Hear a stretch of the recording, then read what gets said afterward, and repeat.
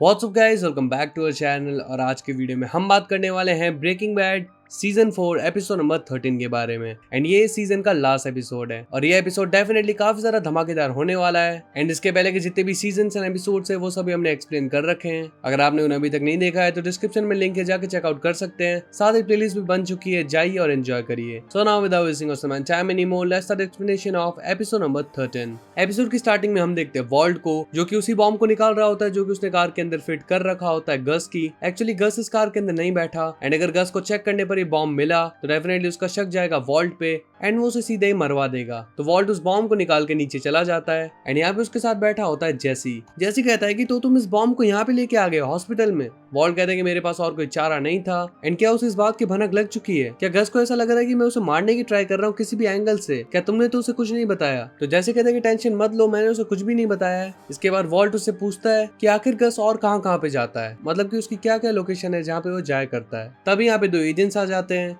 And वो जेसी को अपने साथ ले जाते हैं। वो कहते हैं कि तुमने बताया कि एंड्रिया के बेटे के अंदर राइजन नाम का पॉइजन है एंड जब इस पे डॉक्टर्स ने काम किया तो उन्हें जल्दी सफलता मिल गई। अब आखिर ऐसा कैसे हुआ? राइजन एक ऐसा पॉइजन है जो कि आम तौर पे नहीं पाया जाता एंड इसके बारे में किसी को कोई आइडिया भी नहीं होता है। डॉक्टर्स को भी ये चीज नहीं पता थी, तो तुम्हें ये चीज कैसे पता चली? जैसे कहते कि हो सकता है कि ये बस एक कोइंसिडेंट होगा। तो वो कहते कि इतना एक्यूरेट कोइंसिडेंस, चलो ठीक है, तुम इस पॉइजन के बारे में कोई भी आइडिया होगा तो तुम्हें इसका एग्जैक्ट नाम कैसे पता था राइजन? जैसे की पास उनकी इस बात का कोई जवाब नहीं होता तो वो लोग कहते कि देखो तुम जाने के लिए वैसे तो फ्री हो, लेकिन अगर ये चीज सामने आई कि ये पॉइजन राइजन था तो डेफिनेटली तुम बहुत ही बुरा फंसने वाले हो। तभी हम देखते हैं वॉल्ट को, जो कि आया होता है सॉल के पास। यहाँ पे वो गेट नहीं खोल रहा होता तो वो गेट को ही तोड़ देता है। सॉल की जो मैनेजर होती है वो वॉल्ट पे काफी ज्यादा गुस्सा होती है एंड वो कहती है कि आखिर तुमने ऐसा क्यों किया? मेरे जाने का टाइम हो रहा था एंड तुमने इस गेट को तोड़ दिया और मुझे इस गेट के रिपेयर होने तक यहीं पे रहना पड़ेगा। वॉल्ट कहता है कि मैं काफी बड़ी मुसीबत में फंस चुका हूँ। तो कहते कि तुम तो हमेशा मुसीबत में रहते हो। वॉल्ट कहते कि प्लीज मुझे सॉल का नंबर दे दो, आखिर वो कहाँ पे है। वो कहते कि देखो मैं ऐसी तुम्हें नहीं बताने वाली कि वो कहाँ पे है। वो उससे कुछ पैसों की डिमांड करती है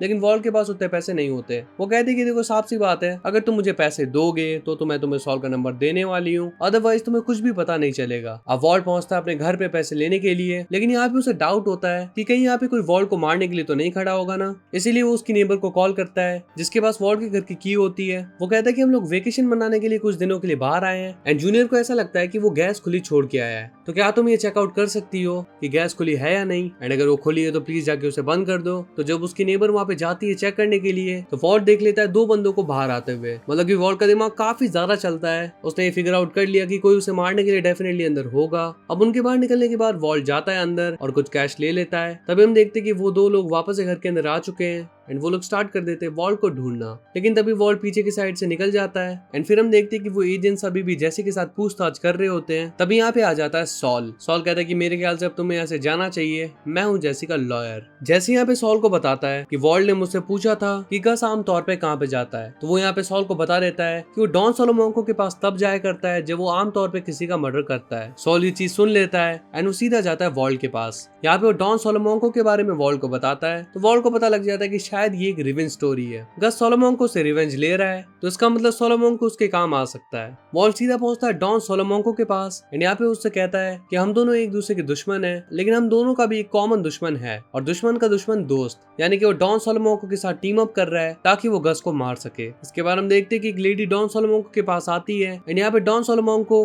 उसे बताया करता है कि आखिर उसे क्या चाहिए। वो घंटी बजा बजा के डीए का नाम लिख देता है, लेकिन अभी भी वो लेडी नहीं समझ पाती कि डॉन सोलोमोंको को आखिर क्या चाहिए। वो डिया डिया कर रही होती है कि आखिर ये डिया क्या चीज है जो तुम्हें चाहिए। अब डॉन सोलोमोंको का दिमाग काफी ज्यादा खराब हो जाता है एंड डेफिनेटली ये सीन काफी ज्यादा फनी था। ऑन द अदर हैंड हम देखते हैं मैरी को, जो कि वॉल्ट को कॉल लगाती है एंड कहती कि आखिर तुम यहाँ पे क्यों नहीं आते, तुम्हारी जान को काफी ज्यादा खतरा है, आखिर तुम्हें ये बात समझ में क्यों नहीं आ रही है। तो वॉल्ट कहता है कि अभी मैं यहाँ पे नहीं आने वाला, मतलब कि वो यहाँ पे आने से पूरी तरीके से मना कर देता है। तो यहाँ पे मैरी का दिमाग काफी ज्यादा खराब हो जाता है एंड वो कहती कि ठीक है तुम्हारी मर्जी, तुम्हें रहना है तो रहो, मरना है तो मरो, जाके संभालो अपना कार वॉश। वो स्काइलर से इस बारे में कहती है कि आखिर तुम वॉल्ट को क्यों नहीं समझाती। तो स्काइलर भी कहती है कि जब उसे आना होगा वो आ जाएगा। तभी हम देखते हैं हैंक को, जो कि उन्हीं पिक्चर्स को देख रहा होता है जो कि उसके फ्रेंड ने क्लिक करी थी एंड तभी यहाँ पे आता है उसका फ्रेंड और कहता है कि तुम अभी भी उसी लॉन्ड्री के केस को देख रहे हो। तो हैंक बताता है कि तुमने जो फोटो लाके दी है, यहाँ पे हमें पता चलता है कि 2 लॉन्ड्रीज हैं एंड एक काफी उनके काम को रन करने के लिए। यहाँ पे वो कहता है कि इन मशीन्स के अंदर हाइड करके ही वो इस चीज को रन कर रहे हैं। वेल उसके दोस्त को उसकी बात पे इतना कुछ खास भरोसा तो नहीं होता, लेकिन अब हैंक की काफी चीजें सही जा रही हैं तो उसे उसकी बात पे यकीन करना पड़ता है। वेल वो यहाँ पे उसे बताने आया है कि डॉन सोलोमन को उससे मिलना चाहता है। मैरी उसे कहती है कि तुम्हें वहाँ पे नहीं जाना चाहिए, तुम्हारी जान को खतरा है, लेकिन हैंक उसकी बात नहीं मानता और वो पहुंच जाता है डॉन सोलोमन को से बात करने के लिए। यहाँ पे सोलोमन को अल्फाबेट्स के थ्रू उसे कहता है सक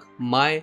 अब आगे वो क्या कहना चाहता है ये तो हम सभी जानते हैं। इसके अलावा वो उसे FU भी कहता है और यहाँ से निकल लेता है। मतलब कि एक तरीके से उसने पूरे DA का टाइम बर्बाद किया। अब जब सोलोमन को यहाँ से निकल रहा होता है तो गस का आदमी उसे देख लेता है एंड साथ ही वो गस को इन्फॉर्म भी कर देता है। इसके बाद हम देखते हैं वॉल्ट को जो कि सोलोमन के पास आया होता है एंड तभी गस का आदमी भी वहाँ पे आ जाता है, यानी कि सोलोमन के पास। एंड हम देखते हैं कि वॉल्ट यहाँ से गायब है and now we don't know कि वॉल्ट आखिर कहाँ पे छुपा है। तभी गस के आदमी को आता है गस का कॉल एंड वो कहता है कि मुझे अपने हाथों से सोलोमन को मारना है, यानी कि तुम ये सब काम नहीं करने वाले बल्कि मैं करने वाला हूँ। वो कहता है कि मैं सोलोमन के सामने हूँ तो आखिर आप ये रिस्क क्यों लेना चाहते हो, मैं आराम से इस आदमी को मार देता हूँ। लेकिन गस कहता है कि मैं अपने हाथों से उसे मारना चाहता हूँ। जी हाँ, डेफिनेटली गस को अपने दोस्त की मौत का बदला लेना है। तभी हम देखते हैं गस को जो कि यहाँ पे पहुंच जाता है एंड यहाँ पे सोलोमन को कहता है कि मैंने सुना है कि तुम DA के पास गए थे एंड उन्हें कुछ इन्फॉर्मेशन दे रहे थे, देखो तुमने ये सब कुछ करके बिल्कुल भी अच्छा नहीं किया एंड अब फाइनली मुझे तुम्हें भी मारना पड़ेगा। वो उसे एक पॉइजन देके मारने वाला होता है, लेकिन तभी हम देखते हैं बॉम्ब को जो कि सोलोमन की घंटी के साथ जुड़ा हुआ होता है एंड जैसे ही सोलोमन को घंटी बजाता है यहाँ पे हो जाता है एक बहुत ही बड़ा बॉम्ब ब्लास्ट। और तभी हम देखते हैं वॉल्टर को जो कि विंडो के बाहर खड़ा हुआ होता है, यानी कि ये सब कुछ वॉल्टर का प्लान था। तभी हम देखते हैं गस को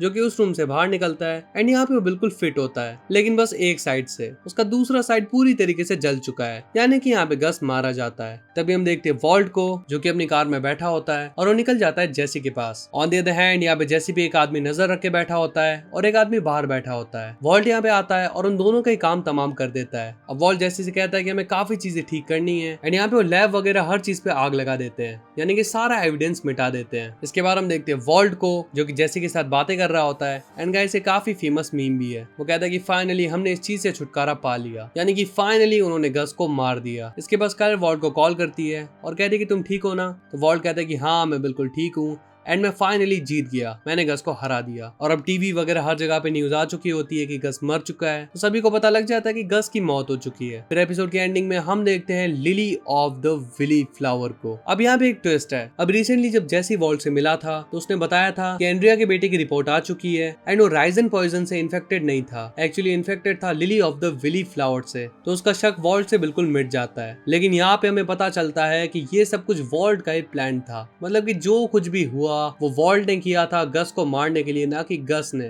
तो यहाँ पे हमें पता चलता है कि वॉल्ट काफी बड़ा मास्टरमाइंड है, लेकिन साथ ही ये भी पता चलता है कि वॉल्ट काफी ज्यादा इविल हो चुका है। वो खुद को बचाने के लिए एक बच्चे को भी मारने वाला था। और इसी के साथ ये एपिसोड भी यहीं पे खत्म हो जाता है। तो फाइनली हमने सीजन 4 को भी वॉक थ्रू कर लिया। अब बचा है बस एक सीजन एंड ये सीजन सबसे ज्यादा बड़ा है, यानी कि सीजन 5। इसके पूरे के पूरे 16 एपिसोड्स हैं, लेकिन चिंता मत करिए, हम उन्हें भी जल्दी आपके सामने ले आएंगे। Well if you enjoyed this one then make sure to hit the like button and press the subscribe button if you're new in the channel. Share it as much as you can, and if you have any queries, just comment down and let us know. So we'll see you in the next one. Till then, peace up.